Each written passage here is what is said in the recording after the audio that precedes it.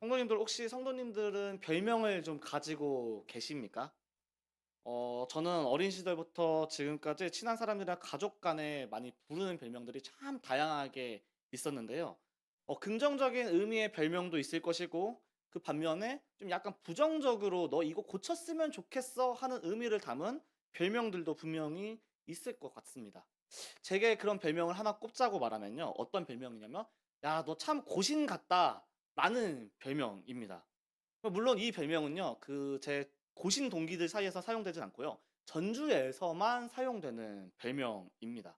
제가 고신대학교에 신학과에서 진학을 했고 거기서 공부를 했기 때문에 단순히 학교 때문에 붙은 별명이 아니라 제가 살아가는 모습을 보고 너무 원칙대로만 또 쉽게 타협하지 않는 그런 모습을 보고 꽉 막힌 사람처럼 보이기 때문에 약간 좀 실제로 꽉 막힌 부분도 있죠.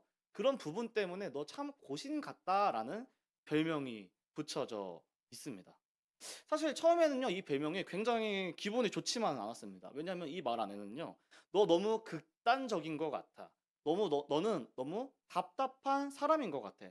조금 적당히 살아도 되고 융통성 있게 살아도 되지 않겠니?"라는 의미가 담겨 있기 때문입니다. 친구들 사이에서도 종종 지금 사용되는데 가족들 사이에서 더 자주자주 사용되고 있습니다. 성도님들께서는 어떤 별명을 가지고 계십니까? 사실 이 별명이라는 것은 우리를 지칭할 때에 그 사람의 삶의 태도나 가치관을 반영하여서 붙여지고는 합니다. 오늘 우리가 읽은 본문에 나온 사람들도 그들의 삶의 모습 때문에 사람들에게 많은 별명으로 불렸던 사람들을 소개하고 있습니다. 이 사람들의 별명을 오늘날에 붙여보자면요. 구닥다리 신앙인들이라는 별명이 조금 어울릴 것 같습니다. 바로 오늘 본문에 등장하는 구닥다리 신앙을 가진 레갑 사람들입니다. 이 레갑 사람들은요. 지금 우리의 시선으로 봐도 조금 이상하고요. 예레미야 시대의 시선으로 봐도 쉽게 이해하기 어려운 꽉 막힌 삶을 살았던 사람들입니다. 왜냐하면요. 이스라엘에는요. 몇몇의 태평성대가 존재합니다. 대표적으로 다윗과 솔로몬의 시대가 굉장히 부유하고 평화롭고 많은 부를 축적할 수 있었던 시대고요. 또 북이스라엘의 태평성대 하나를 뽑자고 한다면 오므리 왕조가 시작되어서 아합 왕까지의 시대를 약간의 태평성대라고 부를 수가 있습니다. 바로 이런 시대 속에서 레갑 사람들의 조상인 아 요나답이라는 사람이 등장합니다. 이 시대에 살았던 사람들은요. 모두가 좋은 집에 살려고 하고 집을 짓고 불을 쌓고 집집마다 식량을 쌓아두는 곳간을 만들어서 자신들의 배를 불리고 있었던 시대입니다. 무엇 하나 부족함이 없었고 만약 불편한 것이 있다면 그들이 지금까지 쌓아왔던 불을 통하여서 모든 문제를 해결할 수 있었던 그런 시대가 이 시대였었습니다. 그러나 레갑 사람의 시작인 여호나답, 요나답이라는 사람은요. 이런 풍요로운 시대 속에 살면서도 평생을 장막에 거주하면서 살아가라는 명령을 자신의 자식들에게 전하기 시작합니다. 그래서 이들의 공동체의 모습을 보고 있노라면 마치 광야 시대에 하나님의 공급하신만을 먹고 살았던 그 시대를 생각나게도 했으며 문명의 발달을 이용하는 사람들에게는 굉장히 미련스럽고 답답하고 '왜 저렇게 살아가지?'라고 할 정도로 이상해 보이는 삶을 살아내는 사람들이었습니다. 여러분 지금 우리가 라면을 하나 끓인다고 생각을 해 봅시다. 가스레인지가 있죠. 가스레인지가 있고 브루스타가 있는 그 시대에 살고 있습니다. 그런데 심지어 우리 지금 인덕션 전기로 라면을 끓일 수 있는 인덕션까지도 있는데 라면 포트도 있는 거 아십니까? 그런데 그런 모든 좋은 것을 다 놔두고 밖에 나가서 땔감을 모아 오는 겁니다. 마른 나뭇가지를 모아 와 가지고 불을 피울 때도 라이터나 가스불을 끼는 게 아니라 어떻게 열심히 비벼 가지고 아니면 돋보기로 이용해 가지고 불을 지펴 가지고 라면을 끓여 먹는다고 생각을 해 봅시다.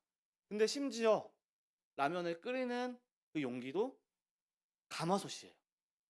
물도 어떻게 길어옵니까? 수도꼭지에서 물을 탁 트는 게 아니라 저기 약수터에 가 가지고 물을 받아 가지고 물을 끓인다고 생각해 봅시다. 라면을 하나 끓이는데 얼마나 많은 시간이 소모되고 소요되고 가마솥 아시잖아요. 굉장히 빨리 안 끓는 거.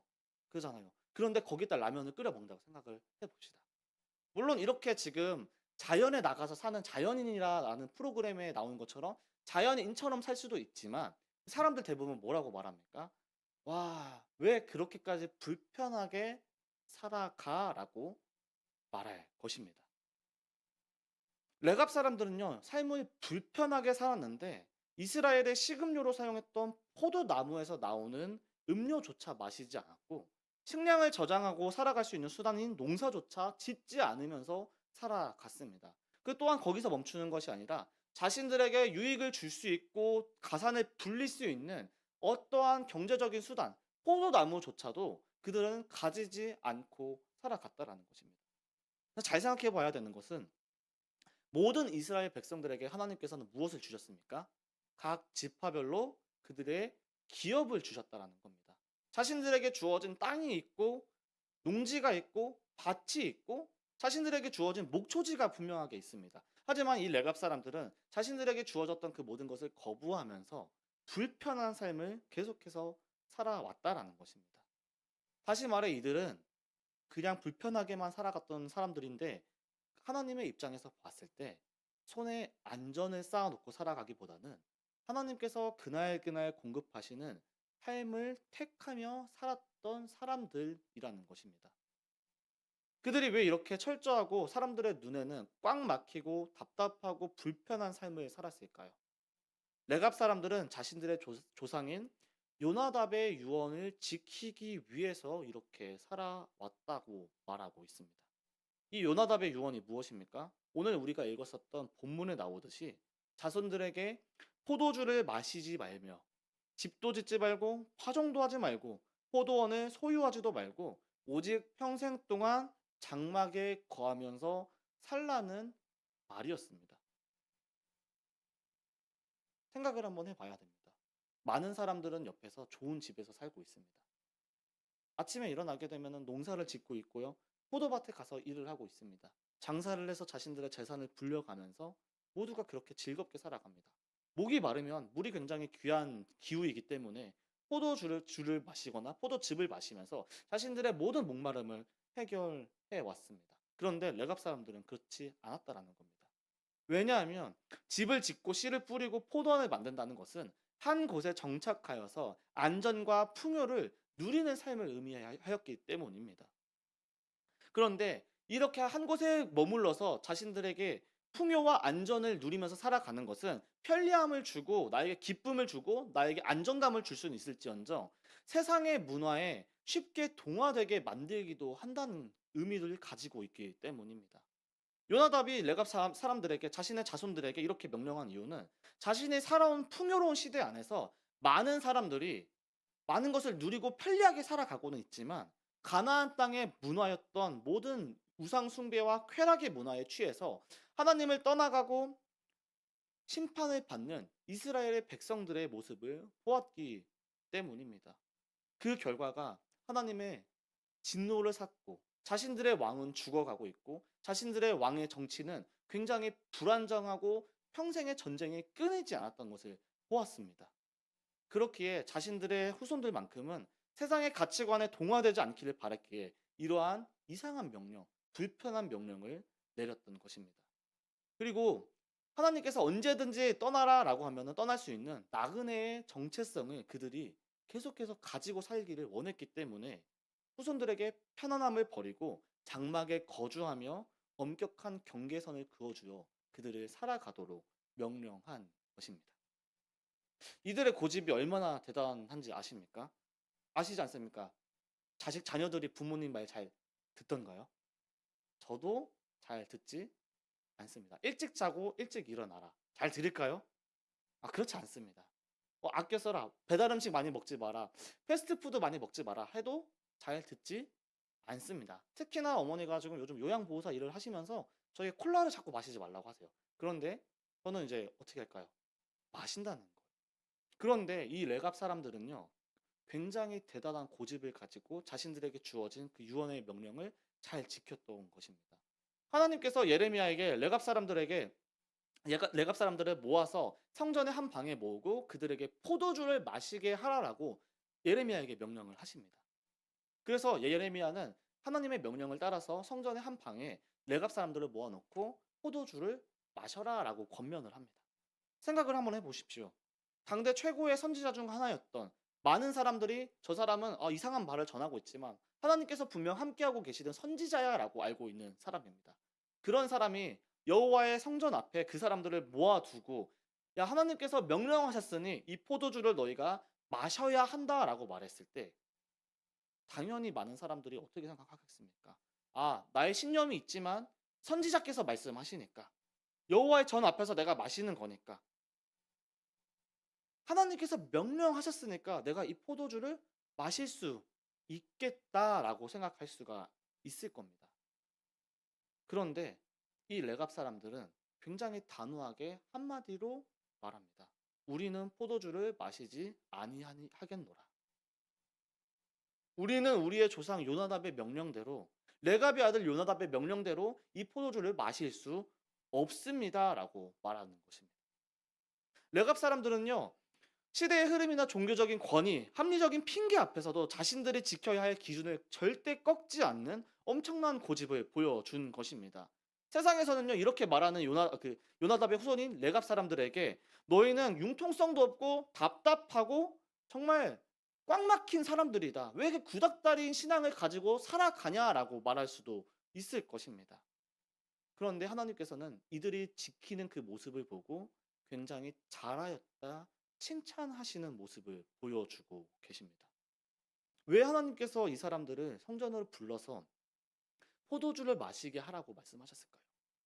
이 사람들이 포도주를 마시지 않을 것을 이미 알고 계셨음에도 굳이 이 사람들을 모아서 예레미야에게 이 사람들에게 포도주를 마시게 하라라고 권면을 하게 하셨을까요? 하나님께서는 이 레갑 사람들의 삶의 모습을 통해서 이스라엘이 지금 놓치고 살아가는 것이 무엇인지, 하나님을 믿으며 살아가는 사람들이라면 무엇을 붙들고 살아가야 하는지를 배우게 하기 위해서 이 레갑 사람들을 지금 불러 모으셨다라는 것입니다. 하나님은 이 레갑 사람들과 이스라엘 백성들, 특히나 지금 북이스라엘이 멸망하였기에 남유다 사람들에게 보여주고 계시는 겁니다. 레갑 사람들은 조상이 남겼었던 유언 하나를 지키기 위해서 약 250년이라는 긴 시간 동안 모든 불편을 감수하고 그 명령에 순종하는 모습을 보아라라고 말씀하고 계시는 겁니다. 그런데 정작 하나님의 택함을 받았다라고 말하고 다윗 왕의 직계로 내려오는 그 왕조에 살고 있는 남유다 백성들의 삶의 모습이 어떠했는지 아십니까?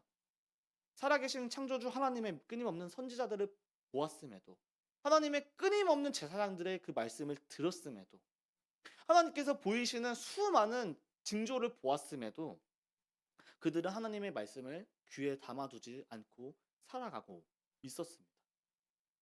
그런 그들에게 하나님은 조상의 명령 앞에서도 타협하지 않는 레갑 사람들의 모습을 통해 살아있는 하나님의 말씀을 너무나 쉽게 여기고 쉽게 저버리고 살아가는 이스라엘의 부끄러운 영적인 행태를 꼬집고 계시고 겁니다. 레갑 사람들의 모습을 보고 너희가 잘못하는 것이 무엇인지, 너희가 어떤 고집을 가지고 살아가야 하는지, 너희가 어떤 기준을 가지고 살아가야 하는지를 보여주고 계셨다라는 것입니다. 사랑하는 성도 여러분, 이 말씀은 이 당시 이스라엘에게만 하시는 말씀이 아니라 오히려 지금 21세기를 살아가는 모든 교회들에게, 특히나 2026년을 살아가고 있는 세상에 있는 모든 교회들에게 주시는 말씀입니다. 왜냐하면요, 교회가 어느 순간부터 세상과 다르지 않기 시작했기 때문입니다. 만나면 서로의 안부를 묻고 사랑의 입맞춤을 하고 품어주며 서로가 무엇이 부족한지를 알아가기 위해 예수 그리스도의 이름을 이야기하는 것이 아니라 언제부턴가 세상과 똑같이 어떻게 하면 즐겁고 풍요롭고 돈을 많이 벌고 살 수 있는지를 이야기하며 관심을 갖기 시작했습니다.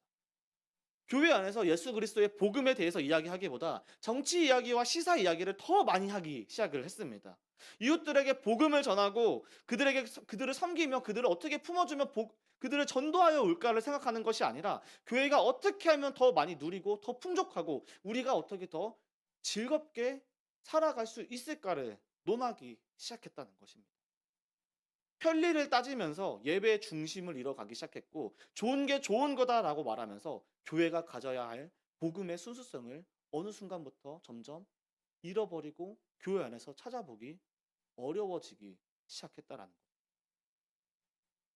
진리의 말씀을 이 세상의 기준에 맞추어서 바라보기 시작했고, 성경이 말하는 해석이 아니라 우리의 편리와 우리의 마음의 즐거움에 따르는 해석으로 성경 말씀을 읽어가기 시작하고 있습니다.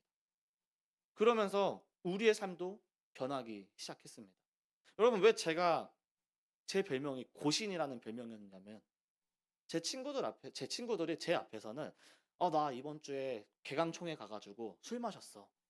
나 선배가 이번에 담배 피라고 해서 한번 펴봤는데 안 좋더라 라는 말을 절대 하지 못했습니다.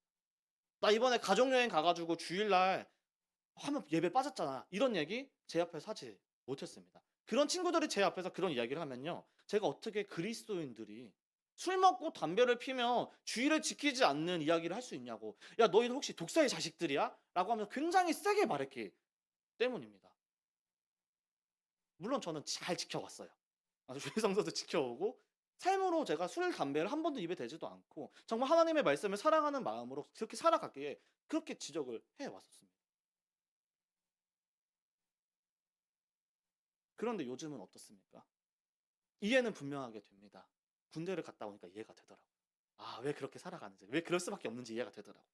그런데 술을 마셔야 하고 직업의 특성상 주의를 지키지 못하는 상황, 이해가 됩니다. 그런데 불과 10년 전만 하더라도, 제가 고등학교를 다니고 대학교를 다닐 때까지만 하더라도 주의를 지키지 못하는 사람들은 최대한 예배를 지키기 위해서 온몸을 비틀어서 어떻게도 잠시라도 예배당을 밟고라도 가려고 노력을 했었고요. 술을 안 마시기 위해서 최대한 모든 생각을 쥐어짜내서 핑계거리를 만들어서 그 자리를 거부했고요. 심지어 자신이 불이익을 받는다는 걸 알면서도 그 자리를 거부하면서 살아갔다는 거예요. 그런데 요즘은 그 모습이 점점 사라지고 있다는 것입니다. 많은 그리스도인들이 어쩔 수 없으니까, 내가 이렇게 안 하면 일을 못하고 가정을 지키지 못하고 연애를 못하고 결혼을 못하는데 이 정도는 하나님께서 이해하실 거야. 하나님께서 이 정도는 용납해 주실 거야. 하나님이 이 정도는 해 주셔야지, 이해해 주셔야지 내가 그리스도인이 되지 않겠나라고 말하면서 신앙의 기본적인 모습조차 지키지 않고 살아가고 있다라는 것입니다. 성도님들, 우리나라에 복음이 처음 들어왔을 때 어땠는지 기억하십니까? 주의를 지킬 수 있었을까요? 어떻게 주의를 지킵니까? 주 7일 일하는 게 아니라 10일에 한 번 겨우 쉬었던 나라입니다. 장이 열리면 장터에 가서 일을 하고 물건을 팔아야 됐고요. 아침부터 저녁까지 농사 일을 지어야 됐고요. 일을 하지 않으면 하루 벌어먹고 살기 너무 힘든 그 시대였었습니다. 그래서 주일 성수를 하지 못하는 사람들은요, 교회 앞에서 어떻게 했냐면, 성도들 앞에서 뭐라고 선언을 했냐면, 제가 주일을 지키지 못하고 복음을 위하여 살지 못하고 있으니 제가 쉬는 날, 이 달에 아무 날에 한 날을 온전히 주님께 바치겠습니다. 제가 하루 못 먹는 거 감수하고 이 날은 분명하게 지켜서 하나님께 온전히 드리겠습니다 하는 날 연보라는 개념이 존재했었습니다. 한 달 정말 그들이 말했던 것처럼 자신들이 모든 시간을 다 하나님께 드립니다. 그 시간에 전도를 하고요. 예배당에 나와서 기도를 하고요. 예배당에 나와서 성경을 읽어요. 자신의 그 사비를 털어서 성경책을 사주면서 예수 그리스도의 복음에 대해서 많은 장터의 사람들에게 전도를 했었다라는 겁니다. 세계 기독사에서 봐도 유례 없는 신앙을 가진 민족이 우리나라였습니다. 그런데 그 신앙의 유산이 지금 어디 있느냐라는 것입니다. 동방의 예루살렘이라 불리던 그 평양은 지금 공산화되어서 사회주의의 독재 안에서 저렇게 사라져 가고 있고, 많은 부흥의 물결을 감당했었고 물결을 보고 있고 많은 선교사를 보냈었던 우리 대한민국은 어느 순간부터 신앙의 순수성을 잃어버리며 좋은 게 좋은 거다라고 하는 그 풍조를 따라서 예배를 드리고 있다는 것입니다. 성경의 정확무오한 하나님의 말씀이며 주일 성수를 말하고 금주와 금연을 말하면 구닥다리 시당인처럼 보게 되고, 너무 그 교회는 보수적이야, 어떻게 그렇게 아직도 시대착오적인 생각을 하면서 예배를 드릴 수 있어라고 말하며 시대에 뒤떨어진 꽉 막힌 사람을 취급받으며 살아가는 세상이 되었습니다. 하지만 성도님들, 세상이 아무리 변하고 타협을 지혜로서 포장한다 할지라도 우리는 하나님의 백성으로부터 백성이기 때문에 지켜야 할 중심의 모습이 있다라는 것입니다.